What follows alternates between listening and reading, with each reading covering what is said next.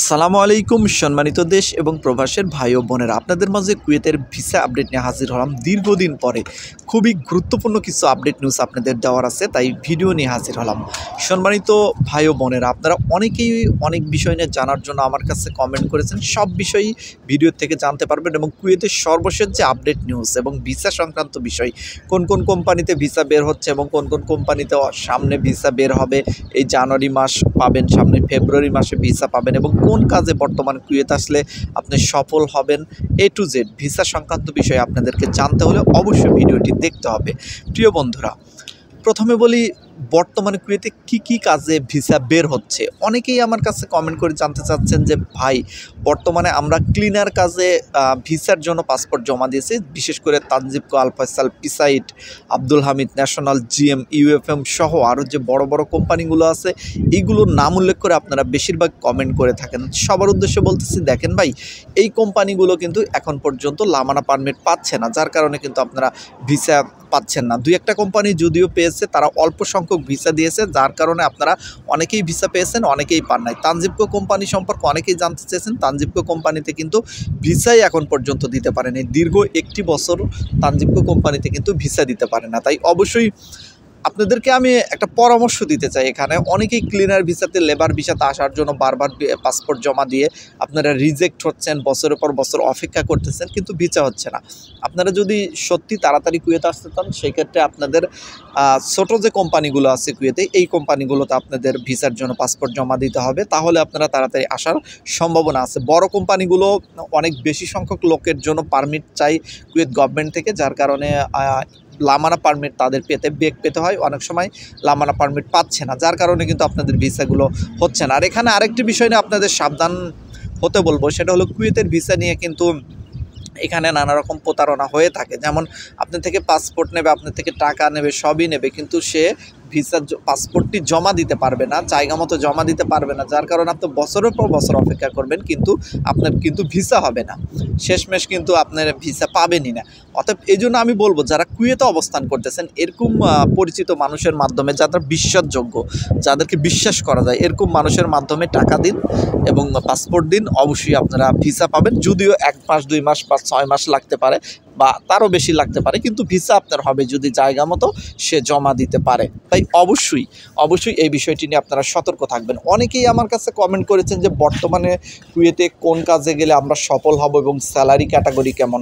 সম্মানিত প্রবাসী ভাই ও বোনেরা এবং দেশ থেকে যারা দেখতেছেন, সবার উদ্দেশ্যে বলতেছি, আপনারা যদি কুয়েতে আসতে চান, তাহলে কিন্তু স্যালারি কিন্তু যেমন এই যে ওয়ার্কার ভিসাগুলো, তারপরে হচ্ছে ক্লিনার ভিসাগুলো অনেক কম, কিন্তু মাত্র 75 দিনের স্যালারি, যা বাংলা টাকায় 28 থেকে 30 হাজার টাকা হয়ে থাকে। আবার অনেকেই কিন্তু দালাল বা এজেন্সি আপনাকে বলতে পারে যে 50,000, 60,000 টাকা, 70,000 টাকা এরকম বলতে পারে, কিন্তু মূলত কিন্তু এরকম হবে না। আপনি যদি 30,000 টাকা স্যালারিতে আসেন, ওভার টাইম সহ সর্বোচ্চ 40 থেকে 45,000 টাকা বা হাইস্ট 50,000 টাকার মতো পেতে পারেন, এর বেশি কিন্তু হবে না যদি ওভারটাইম আপনাকে দেওয়া হয় সেইভাবে। আর যদি ওভারটাইম না থাকে কোম্পানিতে, তাহলে কিন্তু আপনারা অবশ্যই এই 30,000 টাকার মধ্যেই আপনাদের সীমাবদ্ধ থাকতে হচ্ছে। এখানে কিন্তু আসার পরে দেখা যাচ্ছে আপনি বাইরে কাজের ক্ষেত্রে বলবে যে আপনি অনেক হাদিয়া পাবেন, বাইরে কাজ পাবেন। আসলে এইগুলোতে হয়, অনেকের কপালে হয়, দেখা যায় 100 জন আসলে 5 জন 10 জনের কপালে এত সুন্দরভাবে মিলে যায়, তারা স্যালারির চাইতে বাড়তি ইনকাম বেশি করতে পারে, কিন্তু সবার কপালে কিন্তু এটা জোটে না। তাই অবশ্যই আসার আগে আপনার যে মূল স্যালারি, আপনার যে মূল কত পাবেন, সেটা চিন্তা করে আসবেন, কারণ আপনি 7 থেকে 8 লাখ টাকা খরচ করে আপনার আসতে হতে পারে। তাই অবশ্যই আপনাদের চিন্তা ভাবনা করেই কিন্তু সিদ্ধান্ত নিতে হবে। এখন পর্যন্ত কুয়েতে যারা নতুন এসেছেন, তাদের সাথে যদি পরামর্শ করেন, তাহলে দেখবেন তারা বলবে যে ভাই ভুল করছি, বা এটা আসা ঠিক হয়নি, বা নানা রকম তথ্য বলতে পারে। কারণ প্রথমত কুয়েতে আসার পর আপনারা 6 মাস মনে হবে যে আমি ভুল করছি, এত টাকা দেয় কুয়েতে এইভাবে এসে, কিন্তু পরবর্তী টাইমে কিন্তু আবার আপনি যখন সেটেল হয়ে যাবেন, বাড়তি ইনকাম যখন মোটামুটি করতে পারবেন, তখন কিন্তু ধীরে ধীরে আপনি এই টাকাটা পুষিয়ে নিতে পারবেন। তবে 5 থেকে 7 লাখ টাকা উঠাতে আপনার 2 থেকে 3 বছর কিন্তু লেগেই যাবে প্রথমে, এটা কিন্তু চিন্তাভাবনা করেই আপনাকে আসতে হবে। তো যাই হোক, ক্লিনার কোম্পানি সম্পর্কে সবচেয়ে বেশি কমেন্ট এসেছে, যার কারণে আপনাদের মাঝে বিস্তারিত কিন্তু বলে দিলাম। এরপরে যে বিষয়গুলো বলবো, ড্রাইভিং কোম্পানি ভিসা সংক্রান্ত বিষয় জানার জন্য অসংখ্য ভাই বোনেরা আমার কাছে কমেন্ট করে থাকেন। কুয়েতে কিন্তু বর্তমান ড্রাইভিং কোম্পানি ভিসাগুলো হচ্ছে, কিন্তু খুবই কম হচ্ছে। অনেকে কোম্পানির নাম ধরে উল্লেখ করে আপডেট চান। সেই কোম্পানি আসলে এইভাবে তো আপডেট দেওয়া যায় না। কুয়েতের কোম্পানিগুলো আসলে ভিসা আপনাকে কবে দেবে এই জিনিসটা আগে ওনারা ডিক্লেয়ার করে না, যার কারণে কিন্তু আপনি আগের থেকে কিন্তু শিওর বলতে পারবেন না। তবে একটা কোম্পানি যখন লোক নেবে এরকম একটা আভাস পাওয়া যায়, হয়তো 1 থেকে 2 মাসের ভিতরে লোক নিয়ে নেবে, এরকমভাবে বলা যায়।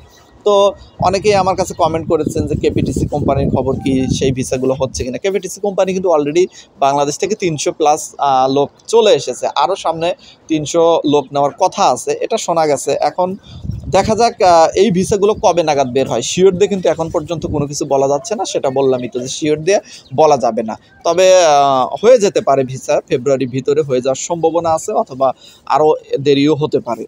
তো দেখা যাক আসলে ভিসাগুলো কবে নাগাদ বের হয়। ভিসা বের হলে অবশ্যই আমি আপনাদের মাঝে আপডেট দিয়ে দেবো। এছাড়াও অনেকেই আমার কাছে জানতে চেয়েছেন খাবার delivery boy, hotel visa, restaurant visa এবং মাজরা ভিসা সম্পর্কে জানতে চেয়েছেন। আসলে ভিসা কিন্তু প্রত্যেকটা জায়গাতেই টুকটাক কিন্তু ভিসা হচ্ছে। আপনাদের ভিসাগুলো কিন্তু সঠিক জায়গায় পাসপোর্ট জমা দিয়ে সংরক্ষণ করে নিতে হবে। আসলে অনেক লোকজন কুয়েতে আসার জন্য আগ্রহী, কুয়েতের ডিমান্ড বেশি, এই জন্যই দেখা যাচ্ছে ভিসাগুলো আমরা কিন্তু চাইলে 6 থেকে 7 লাখ টাকার ভিতর ক্রয় করতে পারতাম, কিন্তু যেগুলো ভিসা কিছু ভিসা কিন্তু 8 লাখ, 9 লাখ, 10 লাখ পর্যন্ত উঠে গেছে। কেন?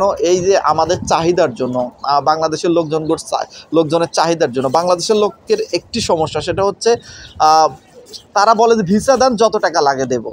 তাদের কিন্তু টাকা পয়সা নাই, প্রয়োজনে জমি বিক্রি করে দেবে, জমি বন্ধক দিয়ে নেবে, সুদের উপর টাকা দেবে, কিন্তু তারপরও এই কথাটা বলে ফেলায় যে ভিসা দেন, যত টাকা লাগে দেবো। যার কারণে কিন্তু ভিসার দামগুলো হুড় করে বেড়ে যাচ্ছে। আপনাকে একটা জিনিস চিন্তা করেন, আপনাকে 6 লাখ থেকে 7 লাখ টাকার ভিসা কেমনে দেবে? যদি আপনি আরেকজন যদি বলে আপনি 8 লাখ, 9 লাখ, 10 লাখ যা লাগে আমি দেবো, আপনি আমার ভিসাটা দেন, তখন কিন্তু আপনি এটা কাজ করবে না, তারটাই কিন্তু বের করার চেষ্টা করবে, কারণ তারটা বের করলে তো তাদের লাভ বেশি।